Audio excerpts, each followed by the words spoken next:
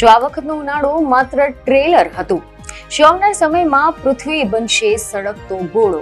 શું છે WMO નો ચોંકાવનારો અહેવાલ અને ગ્લોબલ વોર્મિંગની અંતિમ ચેતવણી? શું 2026 થી 2030 વચ્ચે કુદરત લેશે ભયાનક બદલો? જંગલોમાં આગ, પૂર અને સુનામી. જાણો શું છે પૃથ્વી માટે ભયાનક આગાહી. નમસ્કાર દર્શક, લોકસત્તા શોમાં આપનું સ્વાગત છે. આપણી પૃથ્વી કે જેને આપણે વસુધરા કહીએ છીએ, જે પૃથ્વી આપણને જીવન આપે છે, અન્ન આપે છે, આશરો આપે છે, તે જ પૃથ્વી આજે ક્લાઇમેટ ચેન્જ અને ગ્લોબલ વોર્મિંગના કારણે એક ભયાનક ભઠ્ઠીમાં ફેરવાઈ રહી છે. આ વખતનો ઉનાળો તો તમે જોયો જ હશે.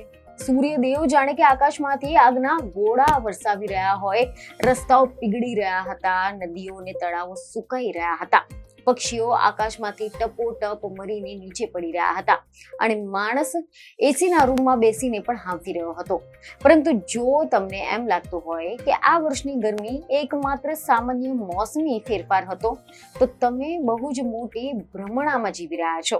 જી હા, કારણ કે હાલમાં જ મીડિયામાંથી અહેવાલો સામે આવી રહ્યા છે કે વર્લ્ડ મેટીઓરોલોજીકલ ઓર્ગેનાઇઝેશન એટલે કે WMO નો તાજેતરનો અહેવાલ જે કાળઝાળ ચેતવણી આપી રહ્યો છે, તે સાંભળીને તમારા રૂવાટા ઉભા થઈ જશે. વૈજ્ઞાનિકો ખૂબ જ સ્પષ્ટ શબ્દોમાં કહી રહ્યા છે કે આ વખતનો ઉનાળો તો માત્ર આવનારી પ્રચંડ અને ભયાનક ગરમીનું એક નાનકડું ટ્રેલર છે.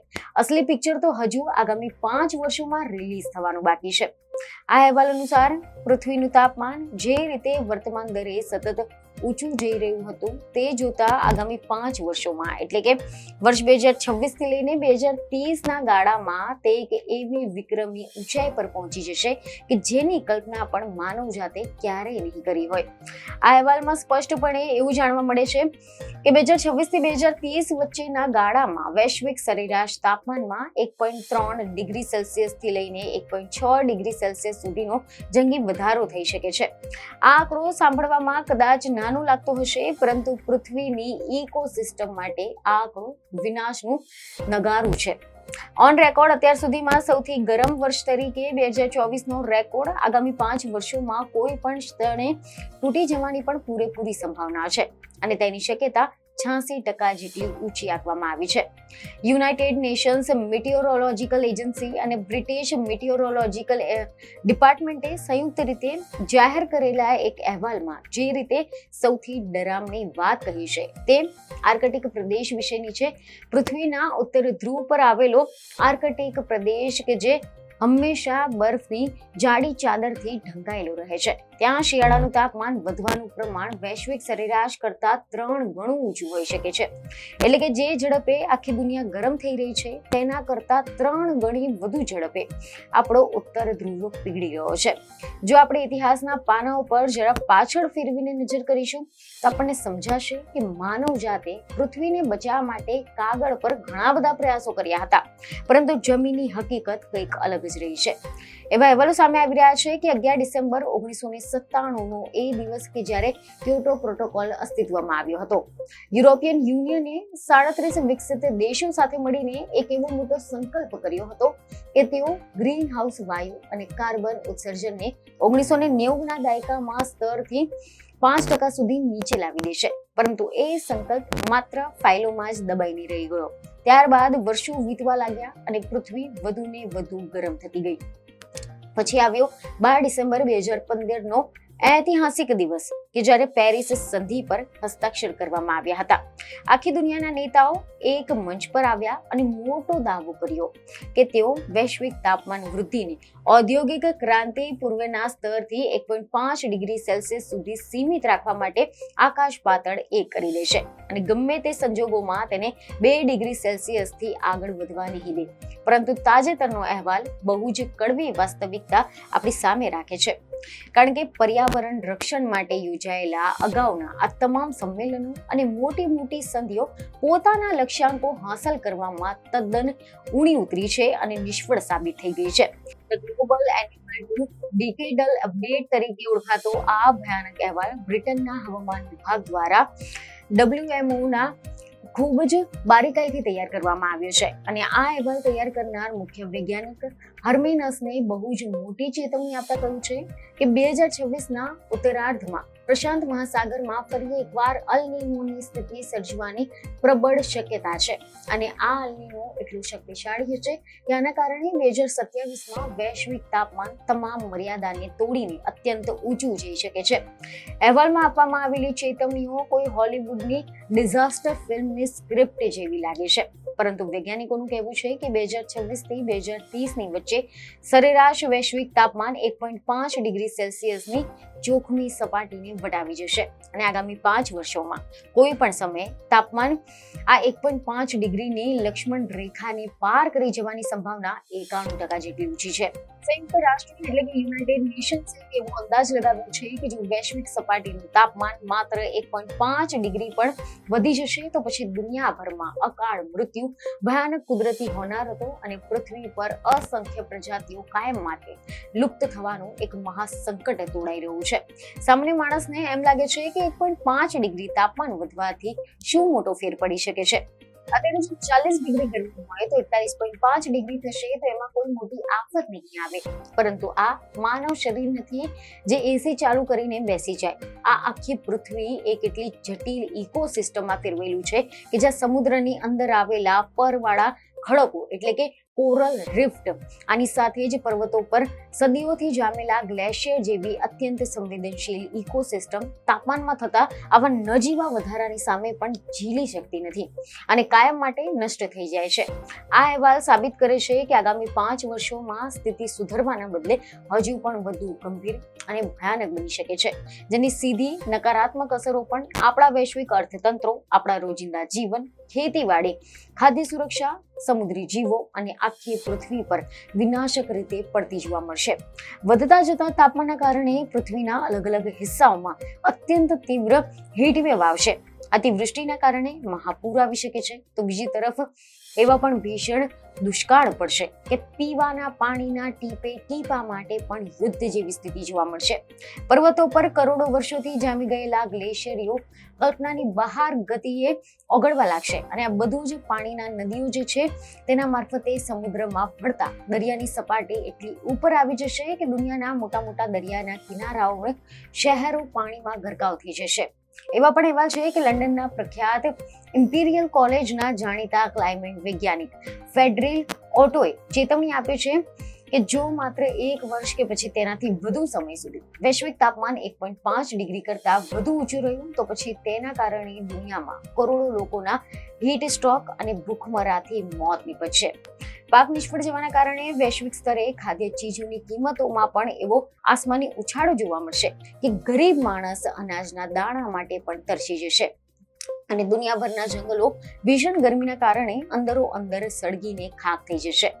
અહેવાલ મુજબ ટૂંક સમયમાં જ જે શક્તિશાળી અલ નીનો સર્જાવા જઈ રહ્યો છે તે આખી પૃથ્વીની આબોહવાની પેટર્નને ઉથલપાથલ કરી નાખશે. પ્રશાંત મહાસાગરના મધ્ય અને પૂર્વીય વિસ્તારો છે ત્યાં જ્યારે સમુદ્રની સપાટીનું તાપમાન સામાન્ય કરતા વધી જાય ત્યારે અલ નીનોની સ્થિતિ બને છે અને આ કુદરતી ગરમી વાતાવરણમાં ભળતા વૈશ્વિક તાપમાનમાં અચાનક તીવ્ર વધારો થાય છે. સામાન્ય રીતે આ અલ નીનો 9 થી 12 મહિના સુધી ચાલે છે, પરંતુ તેની અસરો વર્ષો સુધી આખી દુનિયા ભોગવતી રહે છે. હવે તમને પૂછવું છે કે વૈજ્ઞાનિકો આ બધી આગાહીઓ કેવી રીતે કરે છે, તો તમને જણાવી દઈએ કે દુનિયાના જુદા જુદા દેશોના 13 અલગ અલગ અત્યંત આધુનિક ક્લાઇમેટ મોડલ્સનો ઉપયોગ કરીને અને અંદાજિત 200 થી વધુ સુપર કમ્પ્યુટર રેકોર્ડ્સની સરેરાશ કાઢીને આ સચોટ અને વૈજ્ઞાનિક આગાહી કરવામાં આવી છે.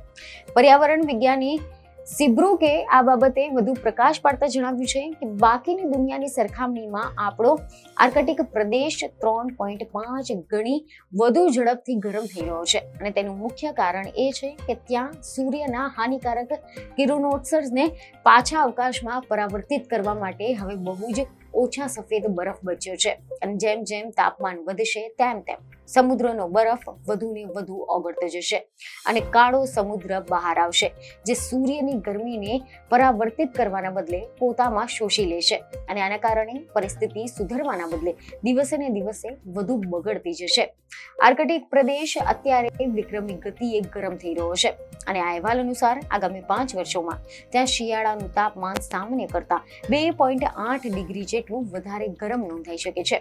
માર્ચ 2026 થી 2035 સુધી આર્કટિક સમુદ્રના બરફ માટે જે મોડેલ તૈયાર કરાયું છે તે દર્શાવે છે કે બેરન્ટ સમુદ્ર અને બેરિંગ સમુદ્રમાં બરફની ઘનતા એટલી ઘટી જશે કે ત્યાં માત્ર ખુલ્લું પાણી જ જોવા મળશે.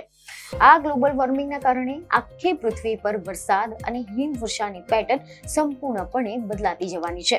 અહેવાલોમાં એવી આગાહી કરવામાં આવી છે કે પૃથ્વીના અમુક વિસ્તારોમાં એટલો ભારે વરસાદ થશે કે ત્યાં પૂરની સ્થિતિ પણ જોવા મળશે, જ્યારે બીજી તરફ અમુક વિસ્તારો એવા હશે કે ત્યાં એક ટીપું પાણી પણ નહીં પડે અને તીવ્ર ગરમ તેમજ સૂકી સ્થિતિ પ્રવર્તશે.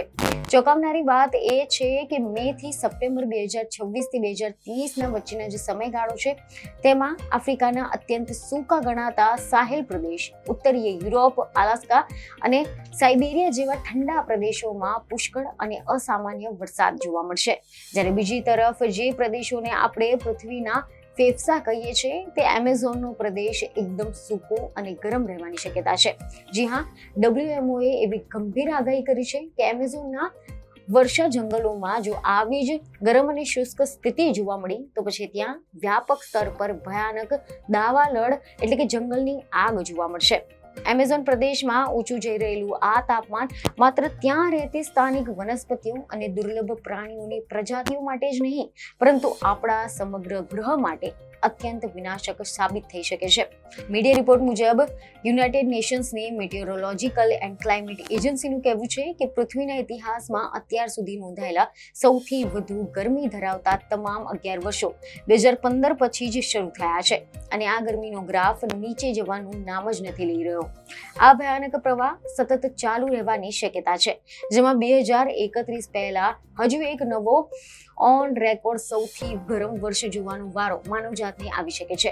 સુબ્રેકો એમેઝોન વિશે વાત કરતા વધુ ચિંતા વ્યક્ત કરી રહ્યા છે. તે જણાવી રહ્યા છે કે દક્ષિણ અમેરિકાના કરોડો લોકો પીવાના પાણી અને વરસાદ માટે આ જ એમેઝોનના જંગલો પર નિર્ભર કરે છે, પરંતુ ગરમ અને શુષ્ક વાતાવરણના કારણે ત્યાં આગનું જોખમ એટલું વધી ગયું છે કે જે જંગલો અત્યાર સુધી વાતાવરણમાં ઝેરી અને ઉષ્મા અવરોધક કાર્બન ડાયોક્સાઇડની જે વાયુ છે તેને શોષી લેવાનું કામ કરતા હતા, પરંતુ હવે તે જંગલો ભવિષ્યમાં પોતા માટે જ મોટા પ્રમાણમાં કાર્બન ડાયોક્સાઇડ મુક્ત કરીને આ વૈશ્વિક સમસ્યાને અતિ ગંભીર અને બેકાબુ બનાવી દેશે.